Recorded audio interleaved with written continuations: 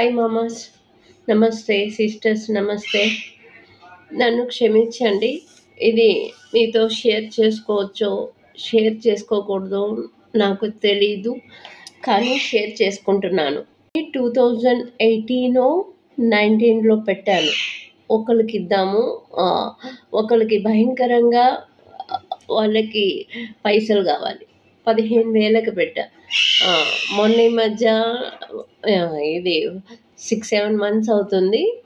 Shop నుండి ఏంటంటే తాకట్టు పెట్టి తీసుకునే బదులు ఇది బయటకు వచ్చేపాటికి 173 అయింది. 1,73,000. 15,000 ఎక్కడ, 173 ఎక్కడ?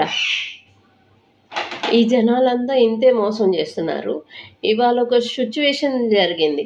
ఇది కూడా ఒక పెద్ద ఆయనకి ఇచ్చాను, వాళ్ళ ఇంటి కట్టుకోవాలంటే. ఆయన ఒక మాసం, ఒక నెలలో ఇస్తాను ఆయన ఇవ్వలేదు. నాకు భయం వేసి అడిగేశాను.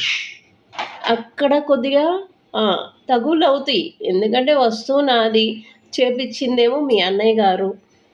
ఆశగా ఇలాగా వస్తువులు చేపించుకుంటా ఉంటే నాకేమో నేనేమో దాన ధర్మం చేస్తున్నా. అది బ్లడ్లో ఉందిలేండి, పోదు అది. నాకున్నారు 3-4 ఫ్రెండ్స్. అందులో ఒక ఫ్రెండ్కి భయంకరమైనటి పర్సనల్ ప్రాబ్లమ్స్, భయంకరంగా. ఆ పర్సనల్ ప్రాబ్లమ్స్లో 3-4 టైమ్స్ నేను హ్యాండ్ తీసుకున్న, స్టాండ్ అయ్యా.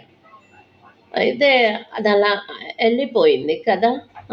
పాస్ట్ని గుర్తుపెట్టుకోవాలి, ఏం జరుగుతుందో అన్నారు. ఆ సిచ్యువేషన్, సేమ్ సిచ్యువేషన్, దాన్ని క్లియర్ అవ్వట్లేదు, రన్నింగ్లోనే ఉంది.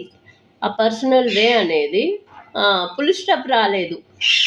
సరే, అమౌంట్ లేకపోతే నేను చిన్న చిన్న ఐటమ్స్ ఇచ్చాను దానికి. లాస్ట్ మంత్ ఇచ్చాను నేను.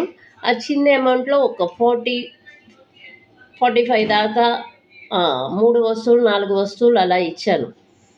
ఒక 40-45 దాకా తెచ్చుకొని సాల్వ్ చేసుకుంది ఇస్తానన్నా. దాని ఫ్రెండ్ సమస్యకి నేను కారణం కాదు కదా. అదేమంటుంది, ఏ ట్రైన్ కిందో ఏ బస్ కిందో పడితే నా దరిద్రం పోయిద్ది, ఒక నెలకు కూడా ఎవరు హెల్ప్ చేయట్లేదు అని మాట్లాడుతుంది.